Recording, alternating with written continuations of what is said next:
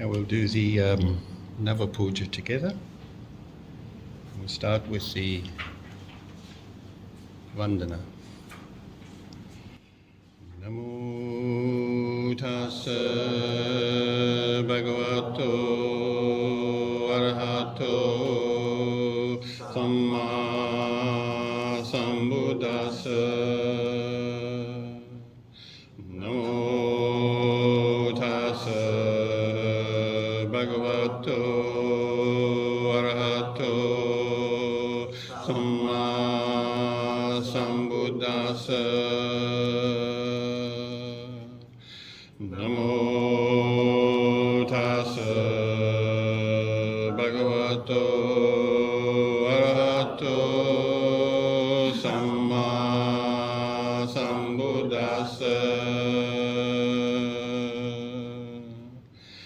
Buddhaṃ saranang gacchāmi, Dhammaṃ saranang gacchāmi, Sanghaṃ saranang gacchāmi, Dutiyampi Buddhaṃ saranang gacchāmi, Dutiyampi Dhammaṃ saranang gacchāmi, Dutiyampi Sanghaṃ saranang gacchāmi, Tatiyampi Buddhaṃ saranang gacchāmi, Tatiyampi Dhammaṃ saranang gacchāmi, Tatiyampi Sanghaṃ saranang gacchāmi.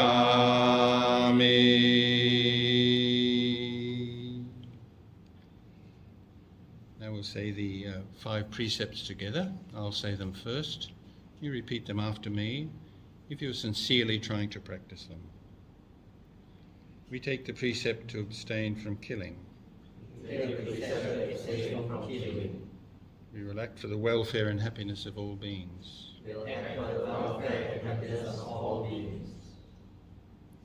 We take the precept to abstain from stealing. We will be generous, open-handed, and take delight in sharing.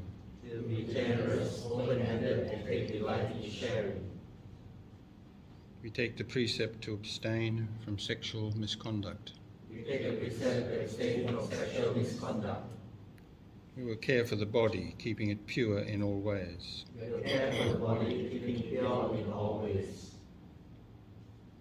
We take the precept to abstain from lying. We will speak the truth, words mild, pleasant, and noble.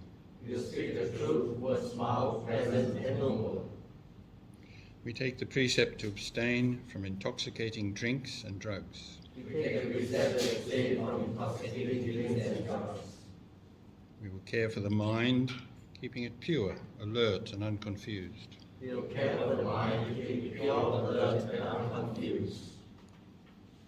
Panatipata veramani sikkhapadang samadhiyami. Panatipata veramani sikkhapadang samadhiyami. Adinnādāna veramani sikkhapadang samadhiyami. Adinnādāna veramani sikkhapadang samadhiyami. Kāmesu micchāchāra veramani sikkhapadang samadhiyami. Kāmesu micchāchāra veramani sikkhapadang samadhiyami. Musāvādā veramani sikkhapadang samadhiyami. Musāvādā veramani sikkhapadang samadhiyami. Sūrāmērya majjapamādatthāna veramani sikkhapadang samadhiyami. Sūrāmērya majjapamādatthāna veramani sikkhapadang samadhiyami. Now together we will chant the praises to the Buddha, the Dhamma and the Sangha. Iti piso bhagava araham samma sambuddhassa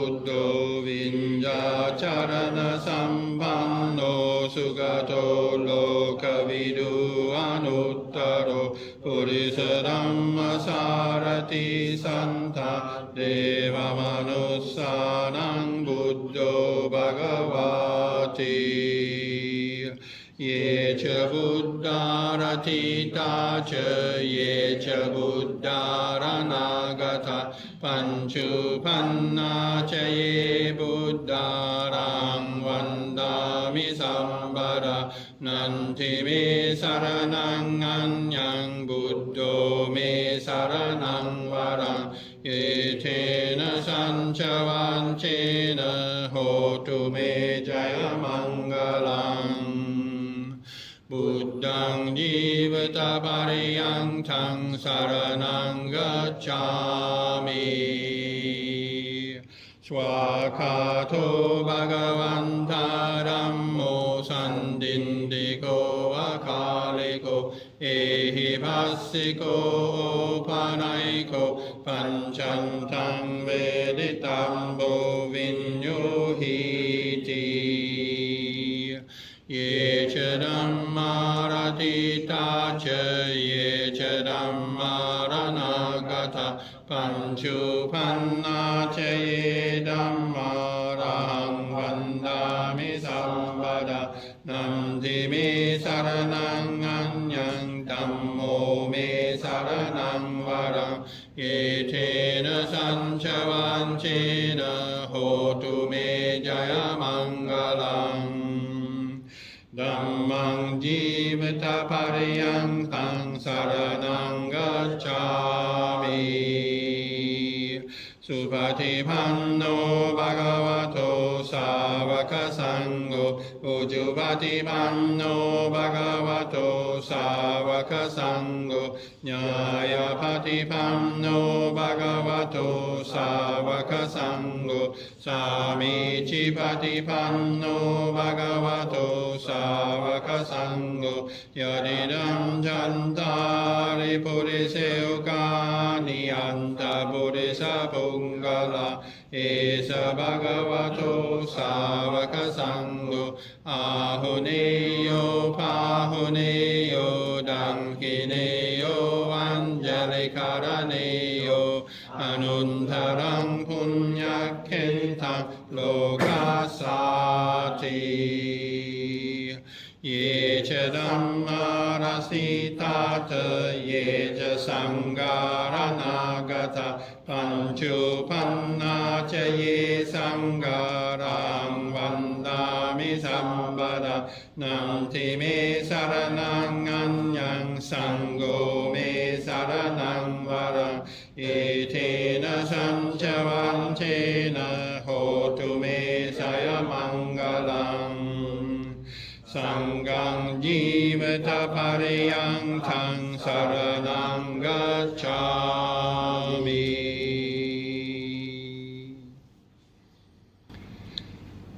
Now we will make these offerings in honor of the Buddha, the Dhamma and the Sangha.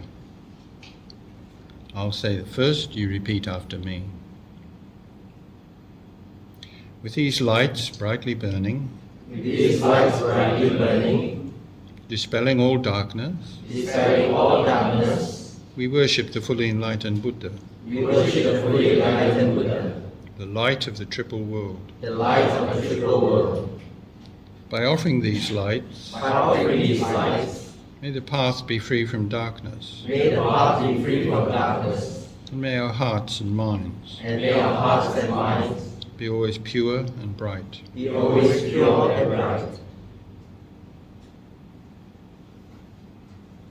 We offer these flowers, fresh, fragrant and beautiful, at the Buddha's lotus-like feet. By offering these flowers, may we realize the truth of impermanence, which destroys all craving and cuts all bonds.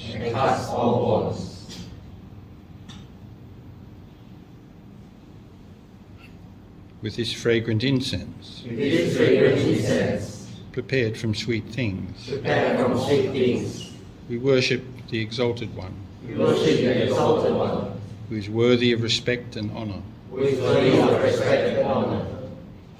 By offering this fragrance, By offering this fragrance, prepared for the Tathagata, prepared for the Tathagata, may the perfume of virtue may the perfume of virtue spread always and everywhere. spread always and everywhere.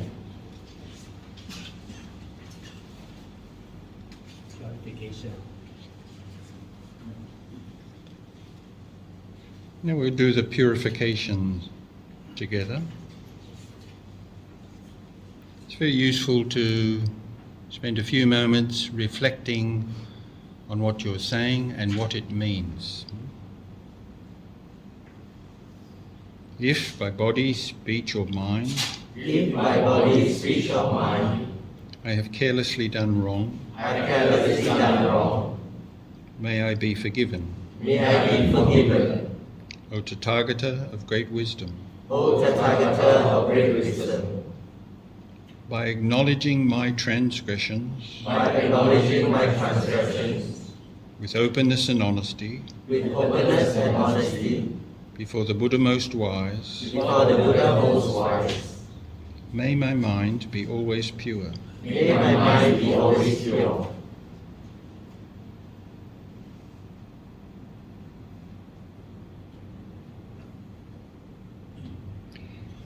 If by body, speech or mind If by body, speech or mind, others have done me wrong, others have done me wrong, I forgive them everything now, I forgive them everything now, before the fully enlightened Buddha. before the fully enlightened Buddha.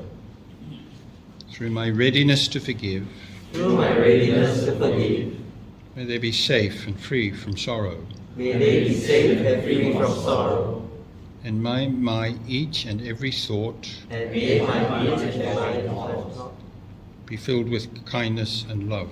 be filled with kindness and love.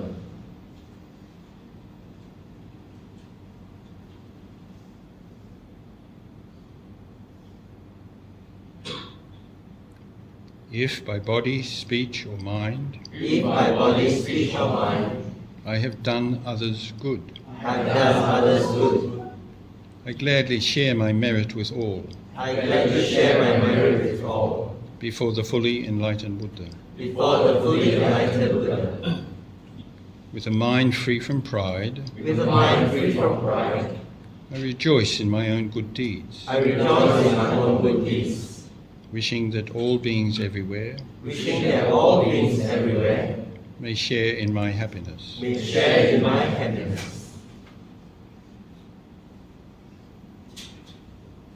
Now we'll just spend a few moments calming and clarifying our minds by sitting in a comfortable posture with our hands in our lap or on our knees and keeping our back straight. Just watch the in and out movement of our breaths. Breathing naturally in and breathing naturally out.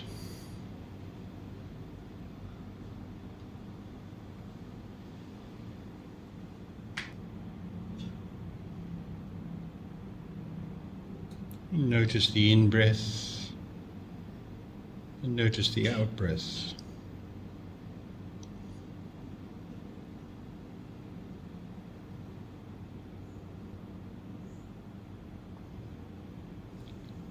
Watching the in-breath and watching the out-breath.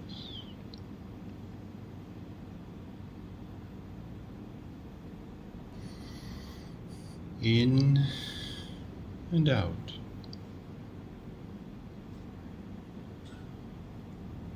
In and out.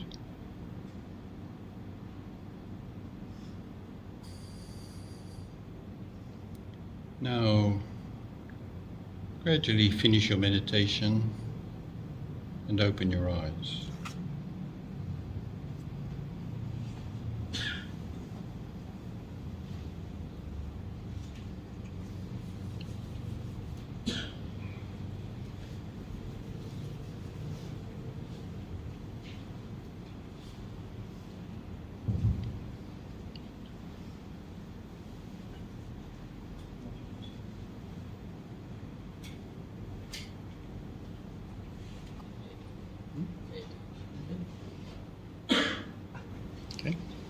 morning, Dhamma brothers and sisters. Good morning.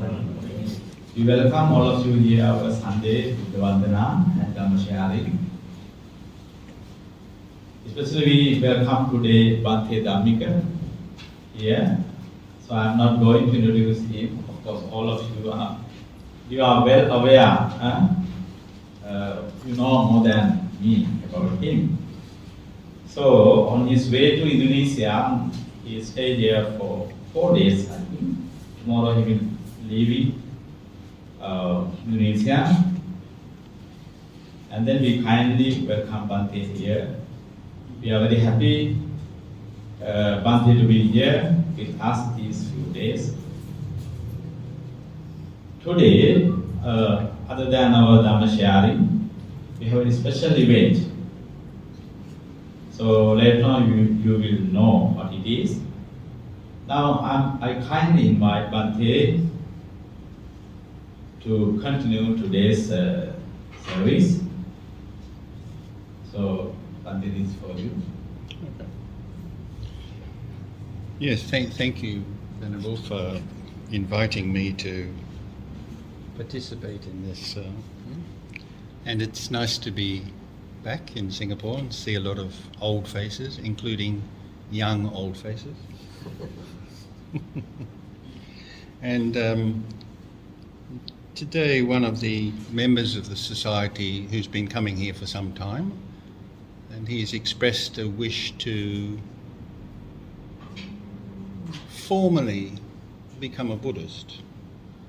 Now, in actual fact, you simply become a Buddhist by having a genuine understanding of and commitment to the Dhamma. Now, that doesn't always happen like that.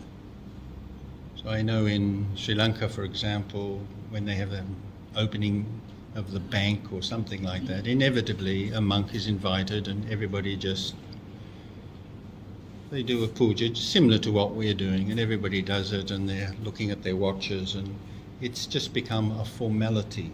And that's a shame, because at the time of the Buddha, the whole idea was that you had some understanding of the Dhamma, and as a result of that, you decided, well, I'm going to use that as the guidance and the values that I'll try to live by, that I will try to attain the things that the Buddha attained. And that doesn't just necessarily mean enlightenment, that might take some time, but also living by certain ethical values, learning to treat others in ways that are marked by kindness and tolerance and understanding. So, as the Buddha said, it's a gradual training, it's a gradual action, it's a gradual path. Right.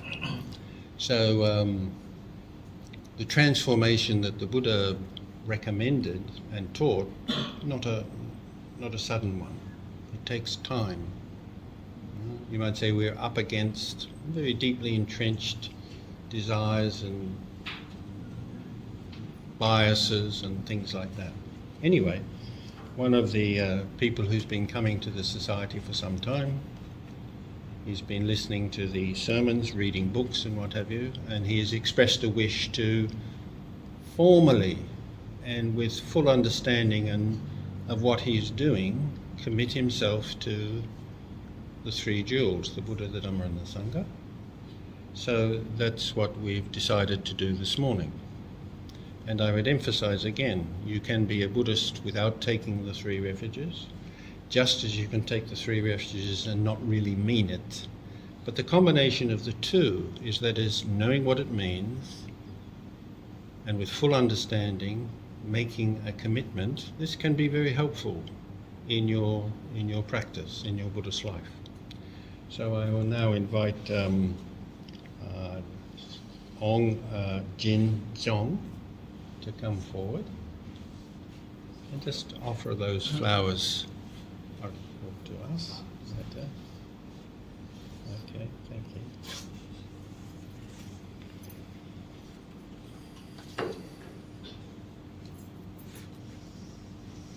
Why don't you sit there or sit here?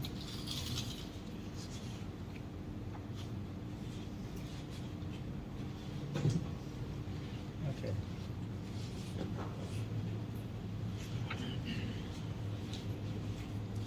You have the book, did you? There you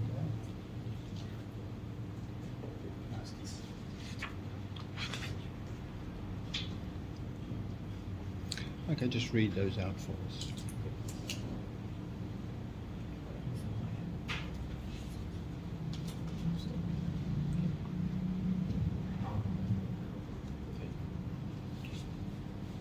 May the Buddha guide my thoughts and actions throughout the day.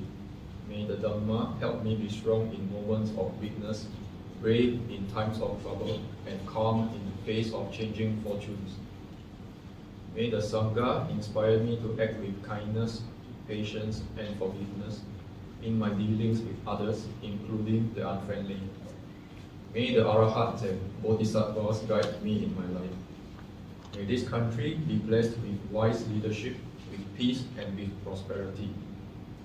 May the Buddha be at my head, the Dhamma in my heart, and the Sangha at my side, to protect and guide me always. Sadhu, sadhu, sadhu. Okay. You say Namo Tassa. Namo tassa bhagavato arahato samma sambuddhassa. Namo tassa bhagavato arahato samma sambuddhassa. Namo tassa bhagavato arahato samma sambuddhassa. Okay, you repeat after me, okay? Buddhang saranang gacchami. Buddhang saranang gacchami. Dhammang saranang gacchami.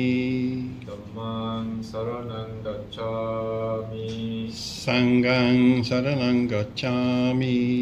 Sanghang saranang gacchami. Dutiyampi buddhang saranang gacchami. Tutiyampi buddhang saranang gacchami. Dutiyampi dhammang saranang gacchami. Tutiyampi dhammang saranang gacchami. Dutiyampi sanghang saranang gacchami.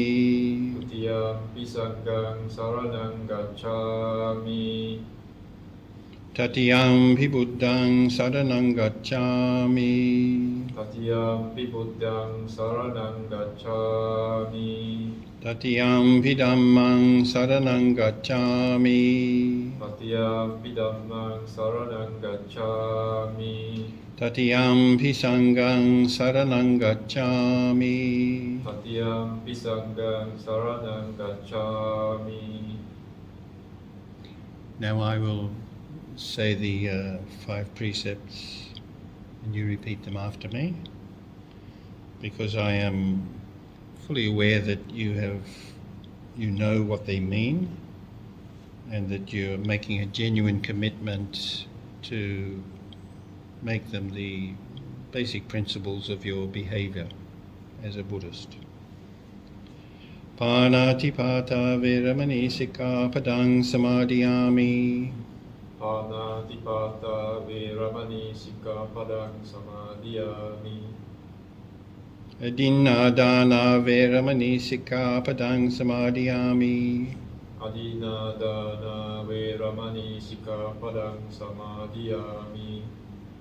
Kame sumichachara veramani sikkhapadang samadhiyami. Kamesu miccachara veramani sikkhapadang samadhiyami. Musavada veramani sikkhapadang samadhiyami. Musavada veramani sikkhapadang samadhiyami. Sura Merya Majjapamadattana Veramani Sikkhapadang Samadhiyami. Sura Merya Majjapamadatthana Veramani Sikkhapadang Samadhiyami. Okay, that's it. Now, I'd ask you to bring something as a gift. Did you get that? Yeah, I did. okay, good. Congratulations. Okay. Sadhu, sadhu, Sadhu, sadhu, sadhu. And we'll be watching you very carefully. I will live up to the expectations. So. Okay, good. Oh, here. This is your... Okay. Now, once again, you asked if you could have a Buddhist name. And once again, this is not absolutely essential. But I happen to feel that it's a nice thing to... now, did your mum and dad give you sort of an English name? No. No. It's quite common though, isn't it? At least here in Singapore. Yes. Somebody's got a Chinese name, but they'll call themselves Fred or whatever. Okay. So if somebody thinks that Buddhism has become, or the Dhamma has become something important in their life, it's sometimes good to have a traditional Buddhist name. So you asked me if you could have such a name, so I picked this name, Sumati. Actually, sorry, I didn't. The boss did. Sorry about that. Sorry, that's Sumati. And tell us, what does it mean, Venerable? Sumati. Actually, we had a few names, so we selected one of them. This should be very easy to pronounce. So Sumati. Sumati. Mati means wisdom. Sumati means the prefixes we add to prefix su, increasing the quality of the word. So Sumati means very wise. Very wise. You can have many meaning in other languages. We use the Pali language, the Buddha's language, as we know. So Sumati means very wise. Good, thank you, Venerable. There you go. Okay, right. Okay.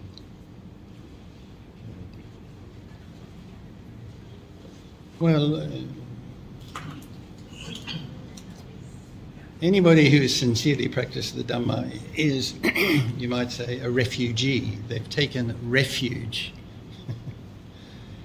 Okay, and a refuge is a safe place in a time of danger. So the Buddhist understanding of yucks.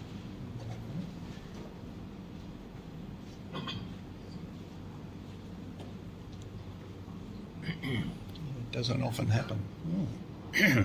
So the Buddhist understanding is that the world existence is fraught with problems. You only have to read the newspapers to see the problems that human beings, through accident or deliberate, cause for themselves. What they used to call the march of folly.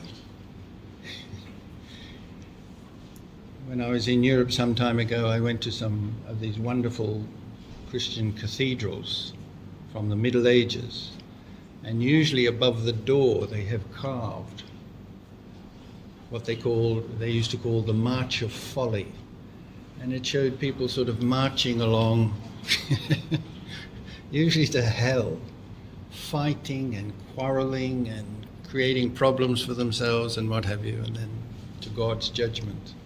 And interestingly, there would be a farmer or a soldier, but also the bishops with their bishop's hat. In other words, everybody can be involved in these terrible things. But then there's also the natural things. Our natural inclinations is we'd like to live forever. Nature has got a different agenda for us. So we grow old, we become susceptible to diseases and things like that. The Russians used to say, there was a saying in Russia, it's not good to die young, but to live to be very old is no pleasure either. And that's very good. Who wants to die young? But who wants to live so long that you're just dragged out? That's just the way we feel. So the Buddha was very aware of this. So his idea was to try to find a state of mind, a state of being, whereby you're not involved in that. That's what he called Nibbana or Nirvana. And so a Buddhist is somebody who takes the three refuges. So they take the Buddha as the ideal. What he did and how he behaved and how he reacted with others, we would take to be an ideal worthy of emulation, worthy of being copied. The Dhamma as a sort of a blueprint of how to live your life. Because there's lots of different ideas. You only have to look at history. What seemed to be okay only 100 years ago is considered to be completely inappropriate now. Or what was considered good 100, 200 years ago was considered to be okay. Now it's considered completely inappropriate. So there we get these mixed messages. So the Dhamma is a blueprint for behavior and life and relationships that's a pretty good one. So taking refuge in the Dhamma means to use that as your life principles. And taking refuge in the Sangha is, well, because it's a gradual doing, a gradual practice, a gradual path, it can be good to have companions who can help you walk that path. And that doesn't mean that they have to be enlightened, but that would be great. But as I always say, when you become enlightened, they don't give you a badge. You know, you can't say, oh no, he's not, oh, he's got one. We don't know. Now, in the Buddhist tradition, there is a tradition of some people claiming to be enlightened, as you see in the Tibetan tradition. That's somewhat different from what the Buddha taught. He said, no one is born a Brahmin. That is, nobody is born enlightened. Okay?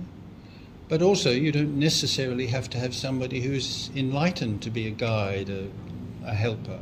Somebody who just knows better than you, or knows more than you, or is more sensible than you, who that you can depend upon, or who can share what they know, their experiences with you. So traditionally, the Sangha meant people like ourselves, monks and nuns. Why? Because they were people who had given up worldly concerns so that they could focus fully on understanding the Dhamma. So hopefully, in theory at least, they should know more, they should be more committed, etc. That is not always the case, but hopefully it is. So now we could say that taking refuge in the Sangha may mean, we could expand the meaning a bit to not just the traditional Sangha, but any person who is well versed in the Dhamma and who knows more than you, from who you can share. However, it seems to me that in traditional Buddhism, most emphasis is on the Sangha as a monastic community, and then less so on the Dhamma, and not much at all on the Buddha. That's as it seems to me. So I've been reading books on Buddhism for well over 40 years. And I've always been very interested in the personality of the Buddha.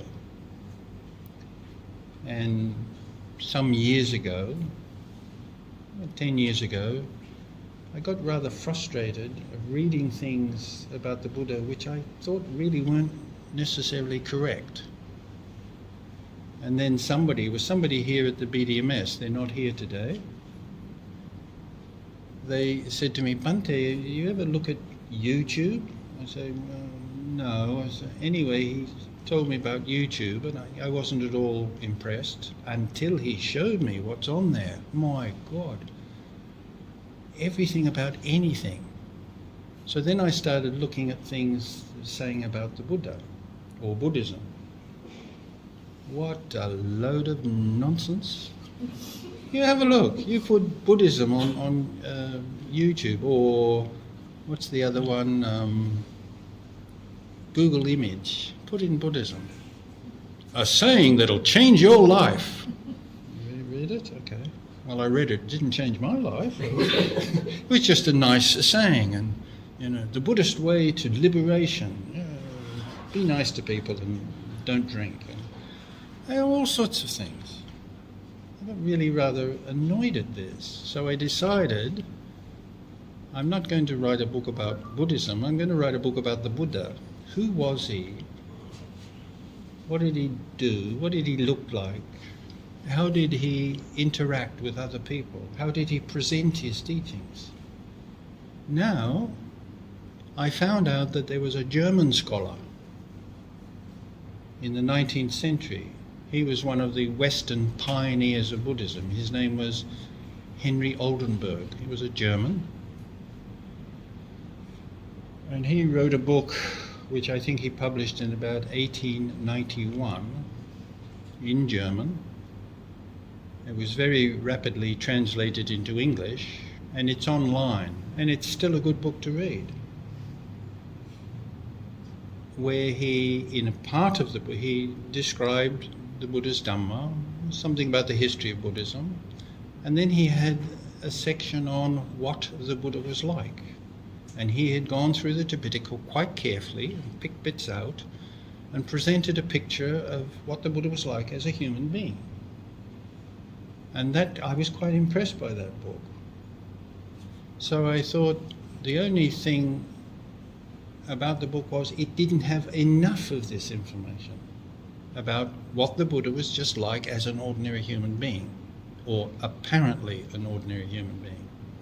So I thought, right, I'm going to walk in his footsteps, in Henry Oldenburg's footsteps, only I'm going to do a whole book, or however much it takes, however big it is. I'm going to select and pick out everything that it says about the Buddha. Okay?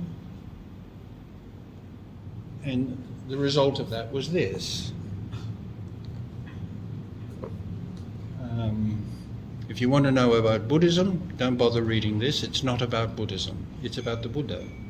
Now, of course, it's not really possible to talk about the Buddha without talking about something about what he taught.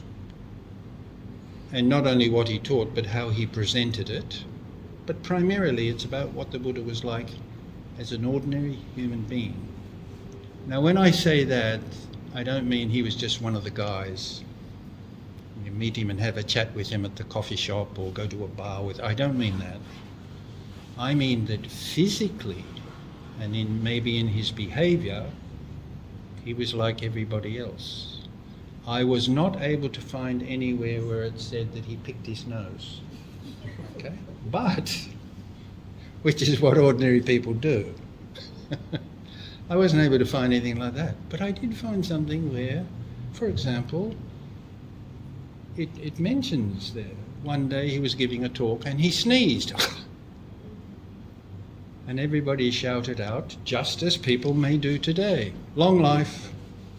Long life. How do you say it in Chinese? What do you say in Chinese? May you live long or something like that? Wang Sui. What does it mean? Long life? 10,000 years. The Chinese crazy. Not 9,500 years. It's always going to be 10,000 years. So everybody shouted out, long life. It's in the book, read it. And you're supposed to say, reply, well, long life to you. That's what they apparently did in India. Anyway, everybody shouted out long life, and the Buddha said, oh, what was I saying? And he forgot the gist of what he was saying. They shouted so loud.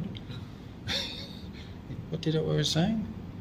And so then it's quite interesting what he did. He said to them, when somebody sneezes and you say long life, do they live longer because you said that? And the audience, not really. He said, then don't do it. Now, I think he was a bit of a spoil sport. I mean, seems to me to be a small thing, but it gives you some idea of how he thought. I think maybe at that time people really took that seriously, that you did live long. So he said, just don't do it. I found that very interesting. And there is another place, even more amazing. And I've been reading the Tipitaka, the Buddhist scriptures, for well over 40 years, and I had never seen this before. My eye must have gone over it as I read it, but I ignored it because I wasn't interested in such things. I was interested in the Dhamma, what the Dhamma said. But there is a place in the Tipitaka where the Buddha says, when I'm on a journey, and he spent much of his life wandering around India, when I'm on a journey and I have to go to the toilet, I look up the road, and then I look down the road, and if nobody's coming, then I squat down and go to the toilet. Can you imagine?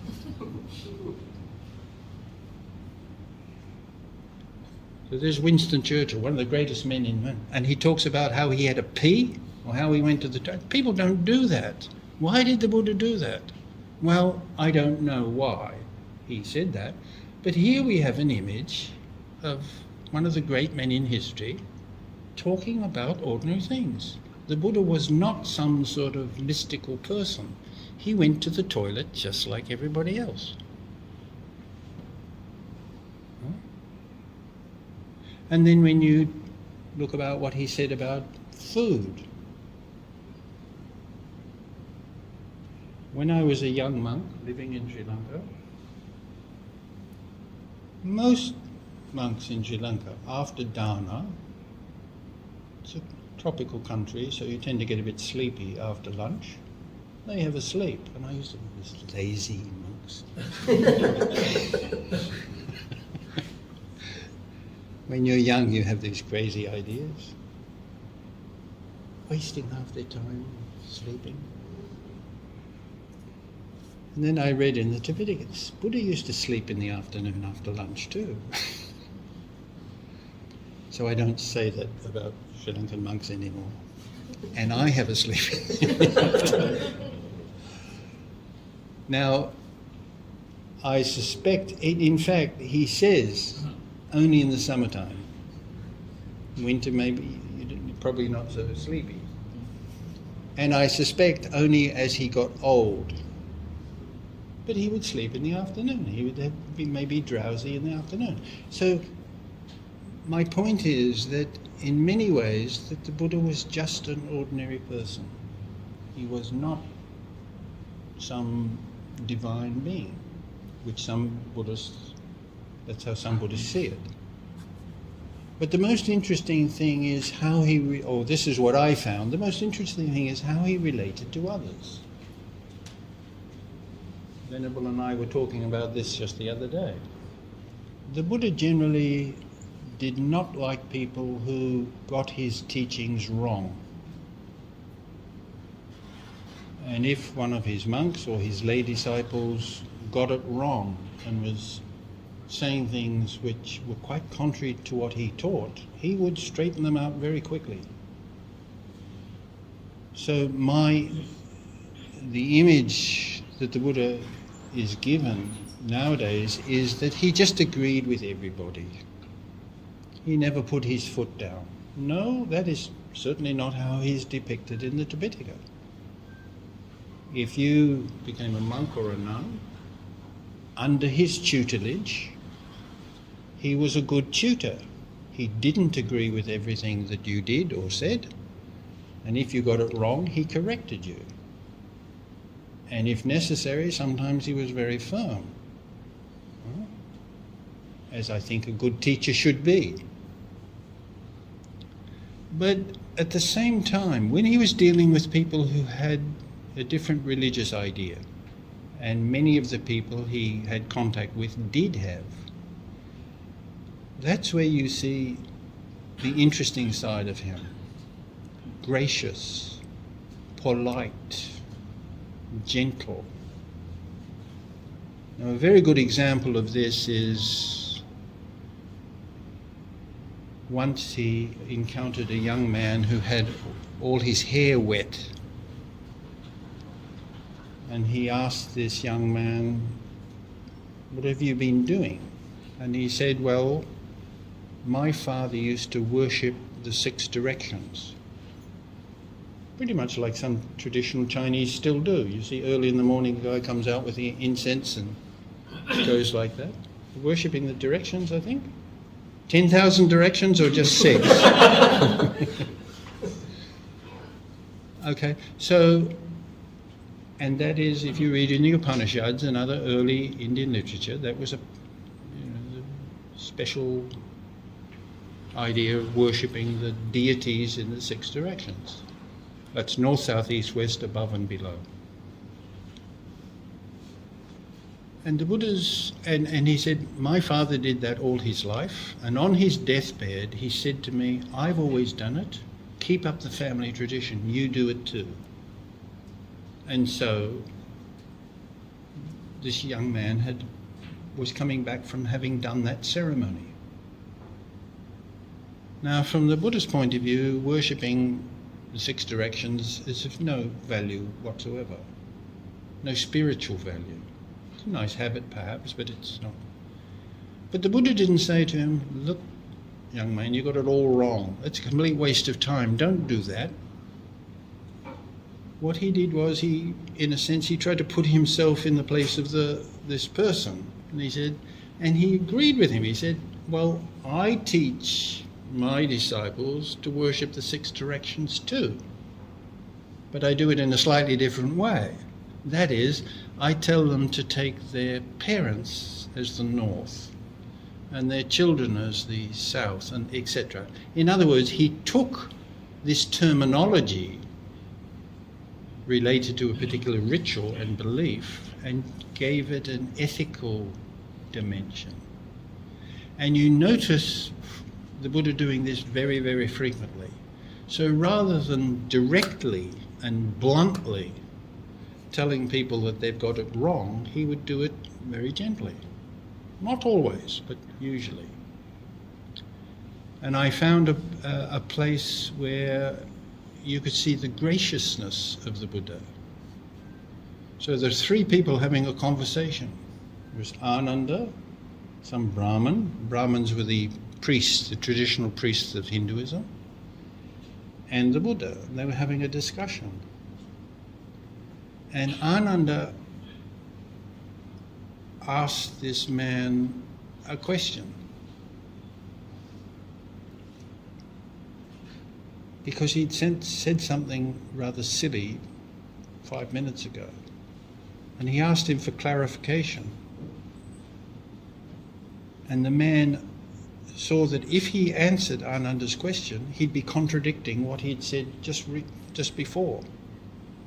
Okay? So if ever you're having a debate with a person, that's exactly what you want. You can get them to contradict themselves.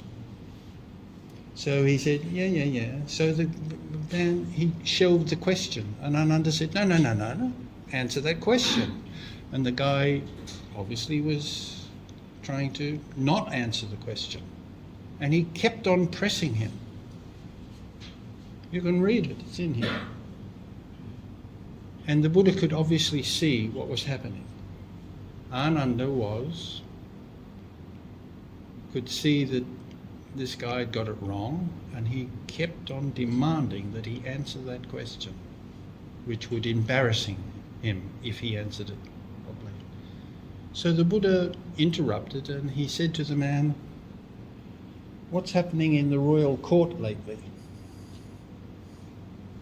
And I imagine the young man said, Well, the king said this and the king said that. In other words, he saved him.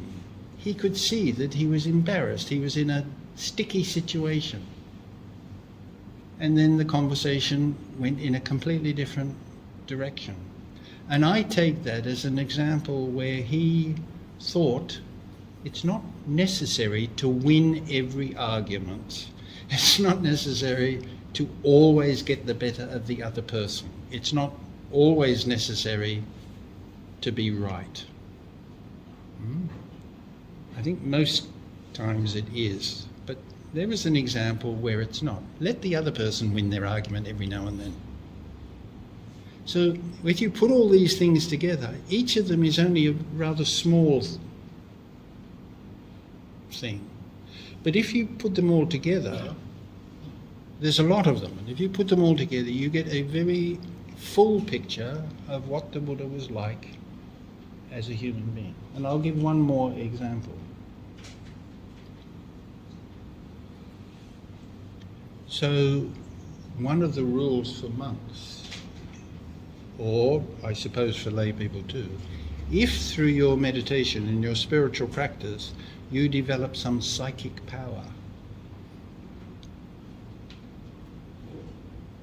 and some of the psychic powers mentioned in the scriptures, I'm not sure I believe all of them. But we are told, particularly through meditation, it may unleash certain powers. For example, the ability to read somebody else's mind, or to be able to hear what somebody is saying over a long distance. I've always thought I wouldn't mind developing some psychic powers. But I'm not sure I'd like to read other people's minds. It'd be like reading a trashy novel. I could see the value if you wanted to teach somebody. You could know what they think and what they feel, and you might be able to mould your message directly to them. And according to the scriptures, the Buddha could do that. But for example, there's one story where one layman had developed quite high psychic powers, and he had a light coming out of the end of his finger. And if he was late going home, he had a torch. He'd just turn on his finger. Yeah, really, that's what it says. I don't believe that. It would be convenient, wouldn't it? See at night. Anyway, so that's what the scriptures say, that you can develop these psychic powers. But one of the rules for monks is, if you do develop such powers, you shouldn't talk about them and you shouldn't demonstrate them. And I think that's a very wise idea, because people love psychic powers. They're fascinated by them. And you don't necessarily have to be a wise and a good person to have healing powers or anything like that. You can be a scoundrel. And yet, if you've got psychic powers, people will come from all over the place. They will treat you as special. And the history of the world, including the history of religion, is full of stories about people who had or were believed to have special spiritual powers, psychic powers, and they attracted huge crowds to themselves, and it ended up they weren't particularly good, not particularly holy. And such things happen in Buddhism too, even today. So when the Buddha said, if one of the rules that you should live by is, should you develop such powers, don't demonstrate them to others. So that's the background. Then, according to the story, one monk developed the power to levitate. And what had happened is, one particular area, some bandits had kidnapped some children.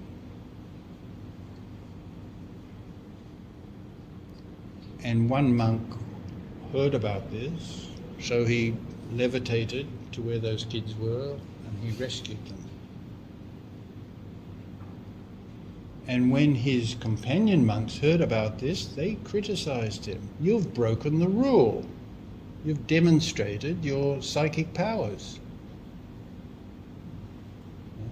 And they went to the Buddha and tittle-tattled.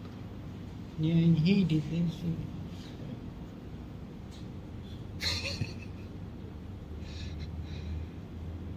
And what did the Buddha do? He said, yes, technically, he's broken the rule. But his intentions were good. In fact, they were very good. He acted out of compassion. So that seems to me to once again say something about the Buddha. That we all need rules to live well. But there may be times when, for the best intentions, in an emergency, we have to put that aside. It's more important to, in this case, rescue people who had been in peril than to follow a rule. So normally that rule is valid, but not necessarily in every case. In other words, the Buddha was flexible. And in fact, in the hours before he died, he actually said to the monks, after I'm gone and you're on your own and you have to make your own decisions, you can change some of the rules. And he specifically said the minor rules. And most of the rules, in fact, are minor. So, if we then return to the idea of the three refuges, I think that taking the first refuge in the Buddha, it can strengthen our understanding of what that means if we know more about the Buddha. Not just what he taught, but how he was as a human being. And that was the purpose of this book.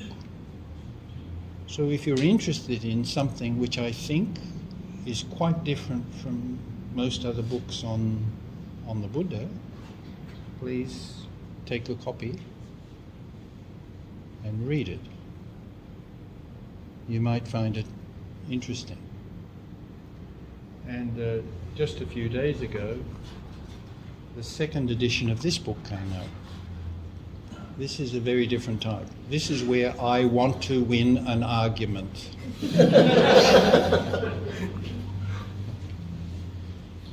We Buddhists often get things wrong. And one thing we have a lot of misunderstanding about is that subject. And one of the major misunderstandings about that is, I'm sorry to say, that even some monks perpetuate this misunderstanding. And that misunderstanding is that everything that happens to you is due to karma. Everything that happens to you is due to something you did in your past. And more than that, it's always your past life, not yesterday or a year ago. It's always your past life. And the result of that won't be tomorrow or the next day. It's always the next life. And that may well be so, but that's not what the Buddha taught. The Buddha did not teach that everything that happens to you is due to your past karma. And that's pretty much what this whole book is about, and I hope I have argued strongly and based on the text, or based on what the Buddha is supposed to have taught on that. And I have explained some other things too. Recently, I'm not sure why this happened, but recently, at least in the West, some Buddhists are talking about collective karma, what they call collective karma. That is, or sometimes now they're calling it corporate karma. So the idea of karma is you act, you're responsible. So we have moral responsibility. So this idea of collective karma is you do something wrong, we're all responsible. So I think this idea has come about because sometimes a large group of people, an ethnic group or a nation,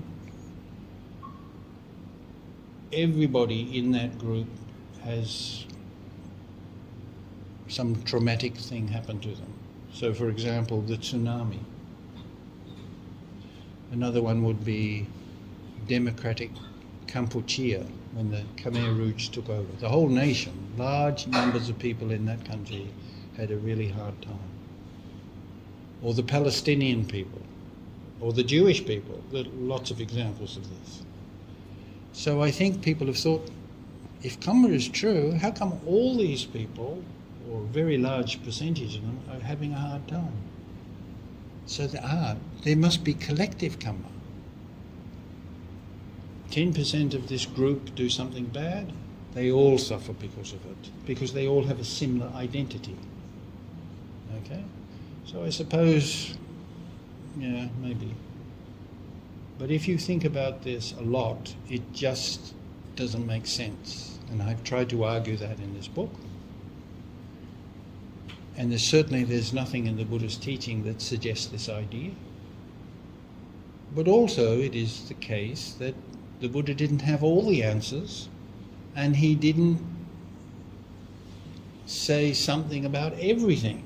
So it's possible that even though the Buddha may not have talked about it, there is such a thing as collective karma.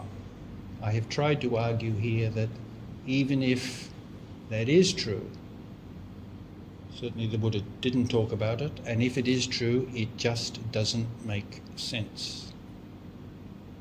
So if you're interested in that subject, please take a copy of that book or share it with others.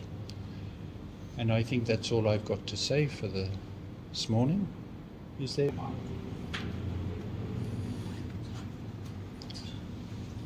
Okay. Well, if there's nothing else, we'll finish for this morning.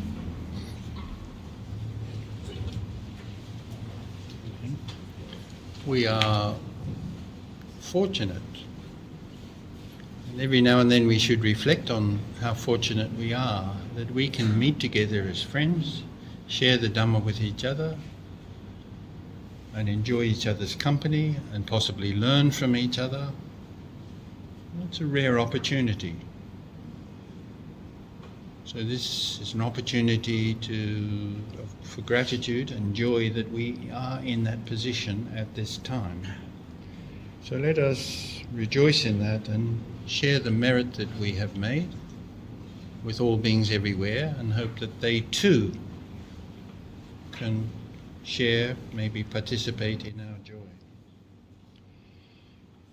Etavata charammehi sampadang punya sampadang sabbe devarannumodantu sabba sambandhi sindhya etavata charammehi sampadang punya sampadang sabbe bhutarannumodantu sabba sambandhi sindhya etavata charammehi sampadang punya sampadang sabbe devarannumodantu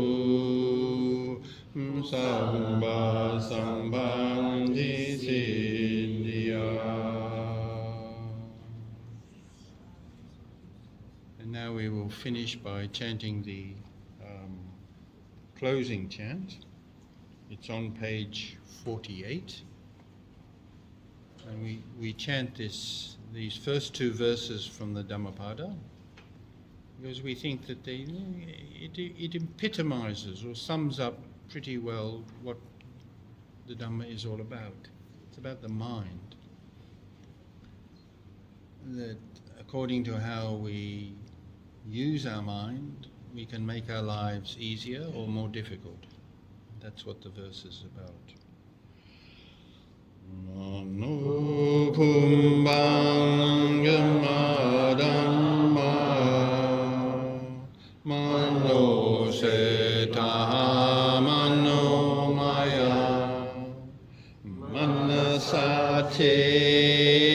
dutena vasati va karoti va tato nang dukhaman veti Chakang Mahavato Padang Manupumbangan Madamma Mano Seta Mano Maya Manasache Pasanena Basati Karoti va tato nang sukhaman veti chaya va anapayani tato nang sukhaman veti chaya va anapayani tato nang sukhaman veti chaya va anapayani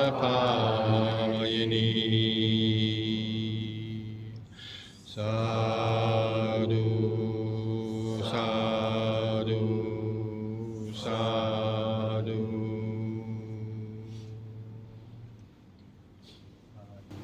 Since Bhante leaving tomorrow, I get this opportunity for a few minutes. Just to thank the Bhante. And also, this year we met I think 2 times here. Bhante stayed 2 times. This is the second time. So, there were so many questions arose in my mind actually while Bhante was sharing.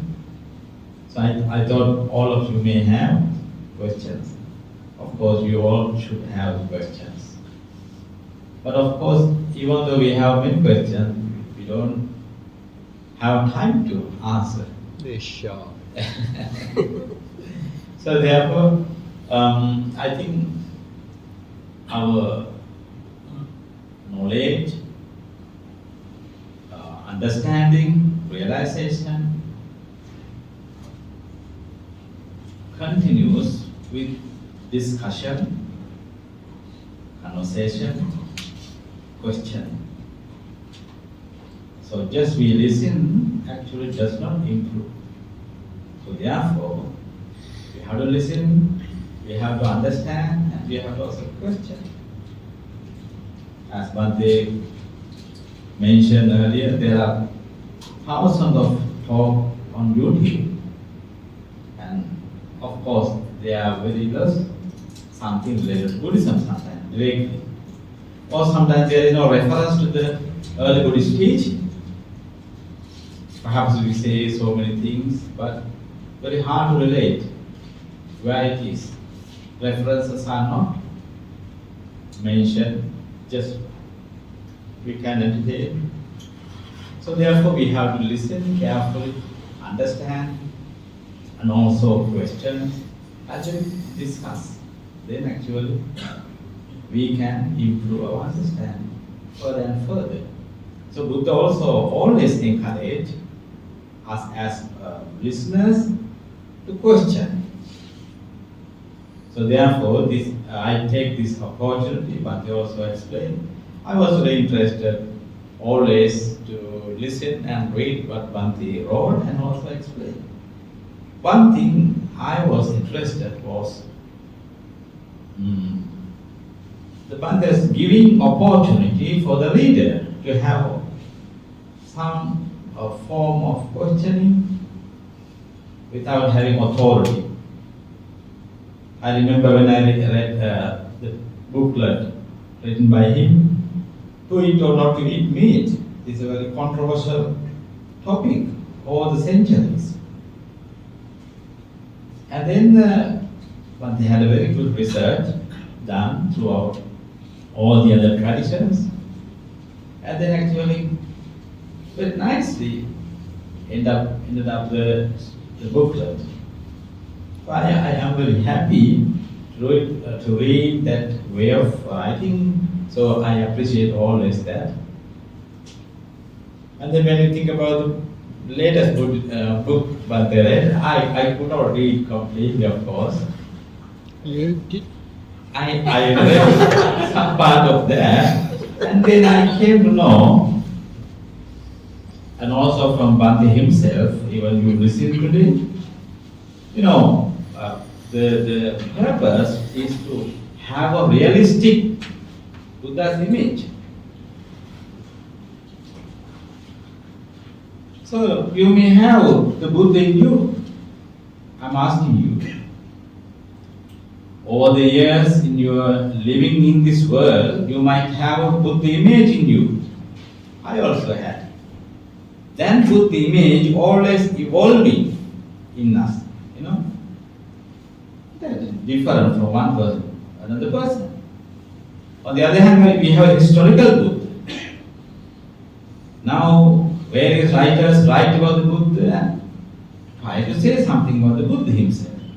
That is how the writers see of the Buddha. Very much, of course, with the evidence available in the scriptures. So we have to be very happy, all these writing, and also we should not forget that we have various traditions over the centuries. Of course, we come to know there are 18 sects. Then they also have different ideas about Buddha himself. You see what Sarvatiwadi tradition, then we have Theravada, sometimes it's called other names, Mahayana tradition, Vajrayana tradition. So many. Why? They have their own understanding of the Buddha himself. So therefore we have to be very critical about that.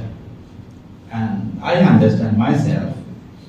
When I understand the Buddha himself and the teaching of the Buddha, always is evolving, developing, changing, going so many changes. I don't have the Buddha image or the nature of the Buddha that I had earlier, many years ago. That is how I think all of you may have like that. So, therefore, this book written by Bhante is therefore very interesting. Then also about the karma, also interesting topic of all the times. We should have so many questions from that. I think maybe you are thinking the time is limited, therefore the time to talk. Anyway, we also repeatedly mention that in our Buddhist discussions what the Buddha meant and what the Buddha did not mean about when we think about everything due to past karma. Of course, I think you all know that now. It is a teaching of Jainism.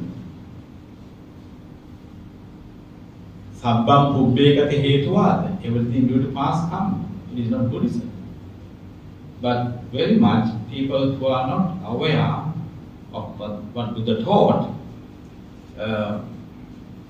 seems to think that everything due to past karma. Or when they analyze in themselves, incident happened in their life. So therefore, we have to be very critical and aware about that. So then, again, I'm very grateful to Bhante. We are very happy with him these days, having discussions. Then, we wish Bhante good health, happiness, and all the success. Sadhu. Sadhu, sadhu, sadhu. And also we wish all of you together today good health, happiness, and all the success. Sadhu, sadhu, sadhu. Give him the microphone. Final announcement before we go off. There are some slice cakes sponsored by one of the donors. So for those who wish to take, kindly help yourself to a slice before you go off. Thank you.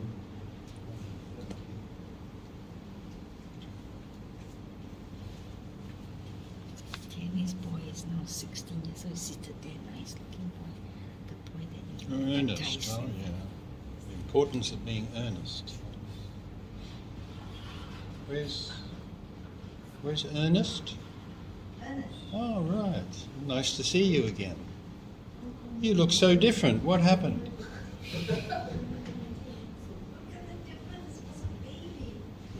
How are you? I'm better now that I saw you. Oh, well, what a nice thing to say. I remember you came here and used to play the violin, didn't you? Not yet, not yet. Oh, no. We saw him when he was a baby. That's it. Oh, really? Yes. You were a baby once. Yes. Where's your mum? Did she come today? Oh, there she is, right. Oh, very nice to see you. You look a fine young man. How are you going? Life's going great. Good. Okay, thank you for coming. Thank you for bringing him.